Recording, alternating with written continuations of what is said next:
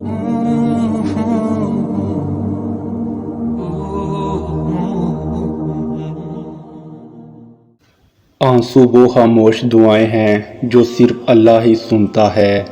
گرتے آنسو اور ٹوٹے ہوئے دل کی قدر اللہ سے بہتر کوئی نہیں جانتا۔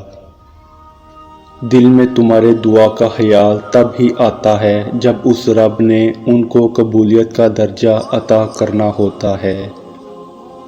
اگر تمہاری دعا قبول ہونے میں دیر ہو رہی ہے تو جان لو جو تم چاہتے ہو وہی تمہیں کچھ وقت میں ملنے والا ہے۔ اور اللہ جب کسی کو معاف کرتا ہے تو اسے نماز کی توفیق بھی دیتا ہے۔ جب کوئی امید نہ ہو تب زیادہ یقین سے مانگو کیونکہ معجزے خدا کی شان ہیں۔ اور تم اللہ پر یقین اس طرح کرو کہ تم دعا مانگو اور معجزہ ہو جائے۔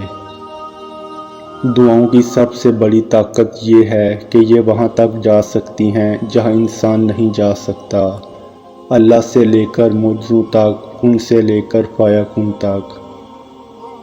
وہ رب تو تمہیں دینے کے بہانے ڈھونڈتا ہے، پھر تم اس سے مانگتے ہوئے کیوں تھک جاتے ہو؟ اگر دعا کی قبولیت میں وقت لگ رہا ہے تو یقیناً اللہ کو تمہارا رونا پسند آ گیا ہے۔ ابھی تم جس مصیبت سے گزر رہے ہو اس کو راحت میں بدلنے پر تمہارا رب قادر ہے۔